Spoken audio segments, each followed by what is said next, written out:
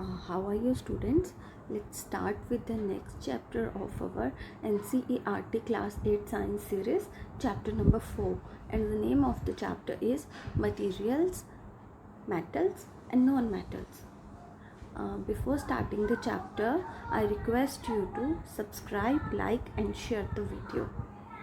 And I assure you, by the end of the video you will be able to understand all the concepts that are defined in the chapter, provided you listen carefully. Let's start. In the first paragraph,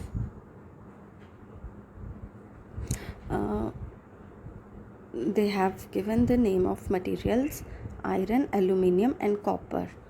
और ये पूछ रहे हैं कि आप इनको categorise कर सकते हो मेटल्स और नॉन मेटल्स में.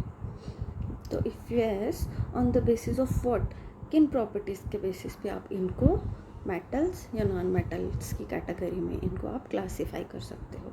तो ये सब हम इस चैप्टर में आगे पढ़ेंगे.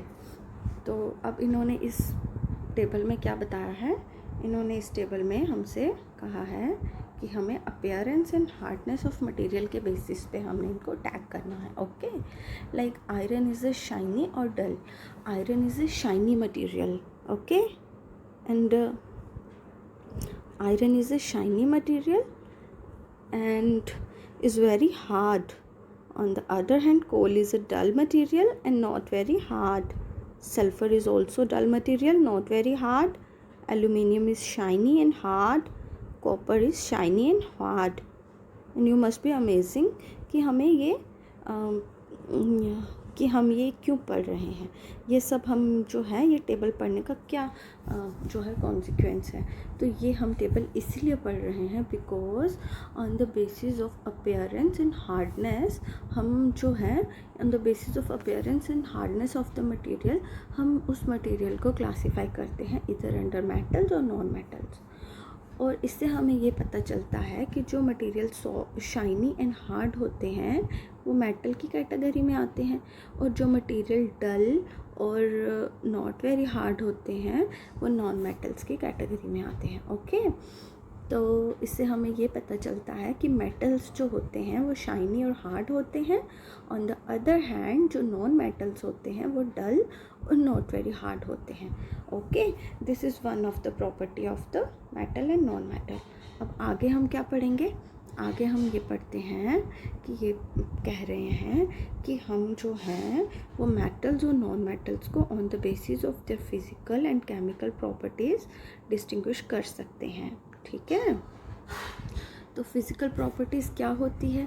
फिज़िकल प्रॉपर्टीज़ वो होती हैं जो हम किसी मटेरियल को देख कर बताते हैं कि जैसे अभी हमने पढ़ा कि मटेरियल जो है वो शाइनी है कि नहीं है, ये मटेरियल हार्ड है कि सॉफ्ट है, इस मटेरियल का टेक्सचर कैसा है, मुलायम है कि खुरदरा है, ये मटेरियल सॉलिड है कि लिक्विड है.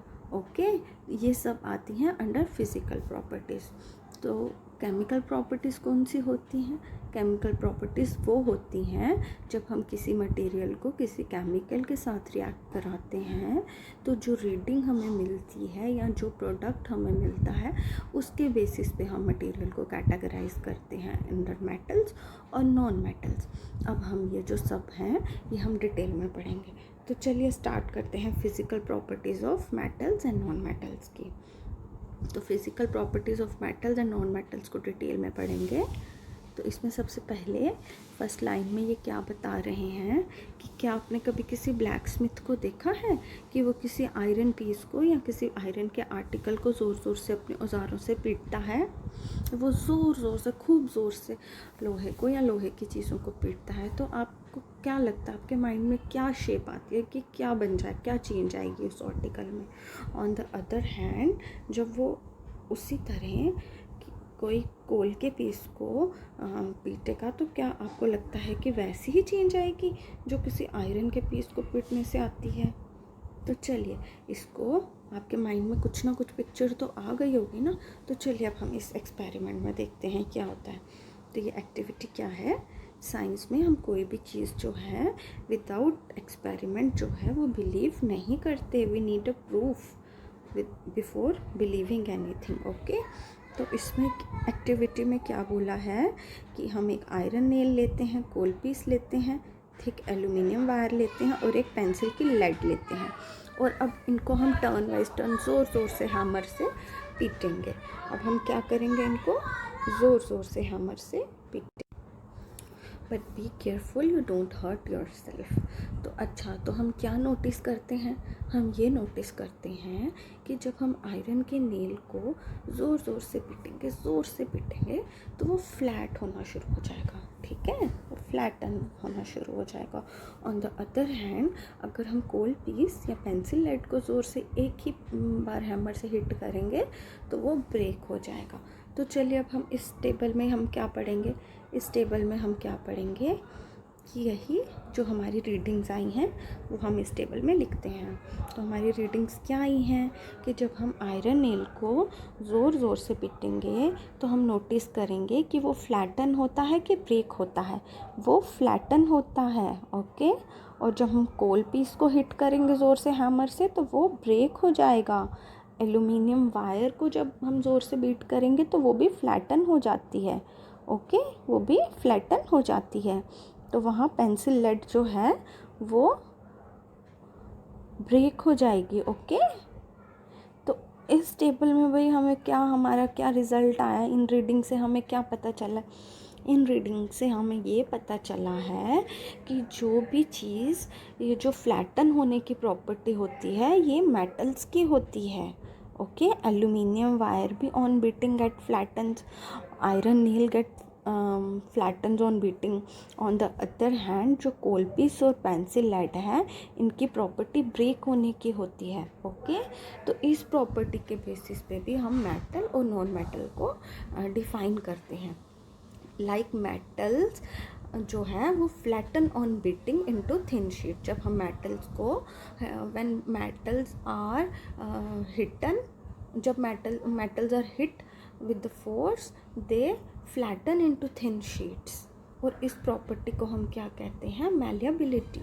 ऑन द अदर हैंड जो नॉन मेटल्स हैं they break on hitting, okay.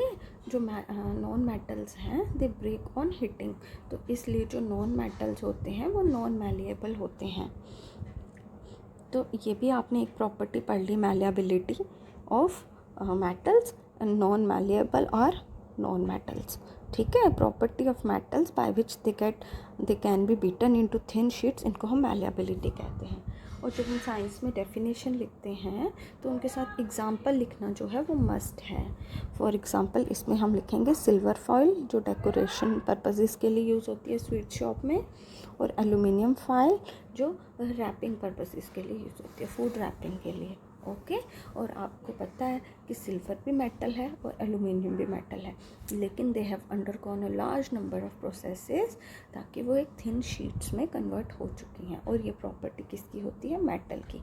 Malleability is the property of the metals by which they can be beaten into thin sheets. और नॉन मेटल्स और non malleable because when they are beaten they break into small pieces, okay. तो अब हम अगली जो property है वो पढ़ते हैं। आगे इन्होंने क्या बताया है, आगे इन्होंने हमसे पूछा है कि क्या कोई गरम गरम मेटालिक का पैन है, कोई फ्राइंग पैन है जिस पे आप चाय बना रहे हो, तो अगर उसका कोई हैंडल नहीं है तो क्या आप उसको डायरेक्टली पकड़ सकते हो? नहीं, आप नहीं पकड़ोगे, बिकॉज अगर उसको बिना प्लास्टिक के या वुडन हैंडल से आप पकड़ लोगे आपको गर्म लगेगा और आपका हाथ जल सकता है। तो इससे हमें क्या पता चलता है, इसका क्या रिज़ल्ट निकलता है, इसका ये रिज़ल्ट निकलता है कि मेटल्स जो होते हैं वो अपने आप से हीट को पास होने देते हैं। तो इसको हम क्या कहेंगे कि जो मेटल्स होते हैं they are good conductors of heat.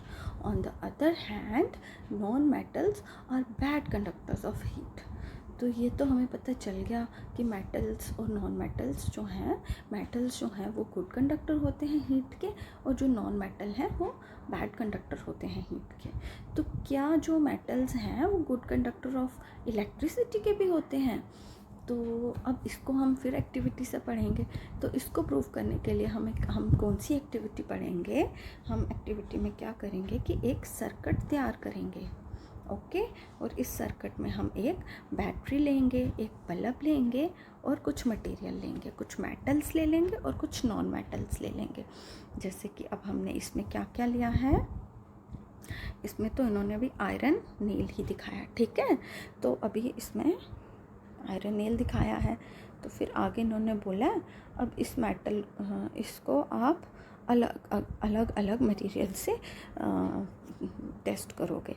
तो अगर हम बीच में आयरन लगाएंगे ना, आयरन नेल लगाएंगे, तो क्या होगा कि जब हम बैटरी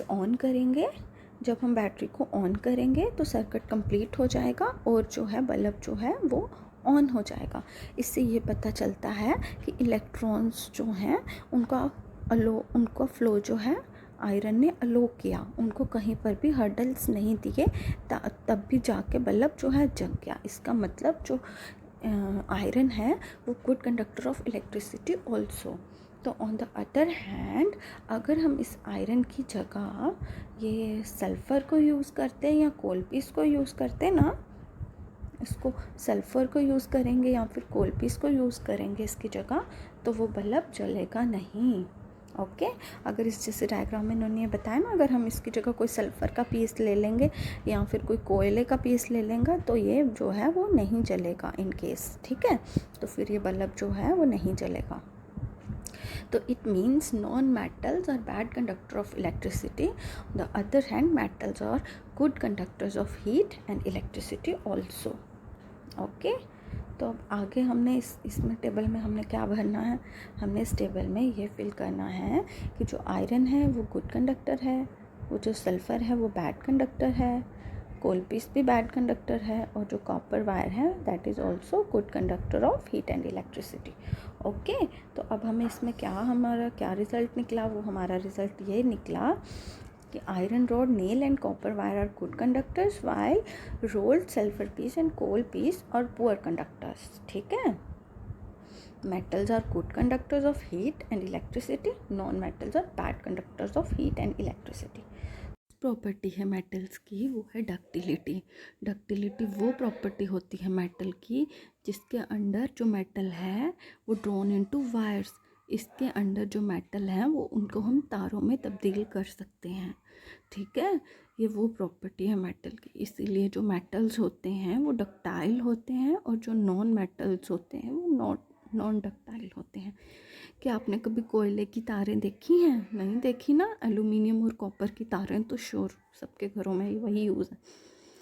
तो इसीलिए बिकॉज कि metals have a property by which they can be drawn into wires, on the other hand non metals can not be converted into wires, इसीलिए metals are ductile, on the other hand non metals are non ductile. Okay तो अब next property क्या है इनकी, next property में हम क्या पढ़ रहे हैं, अब हम sonorous, next property is sonorous. ये क्या है कि जो मेटल्स होते हैं जब उनको हिट किया जाए तो वो रिंगिंग साउंड प्रोड्यूस करते हैं। रिंगिंग साउंड कैसी होती है, ये कूं, जब कोई प्लेट गिरे या फिर कोई मेटल की चीज़ गिरे तो आवाज़ आती है कितनी देर तक।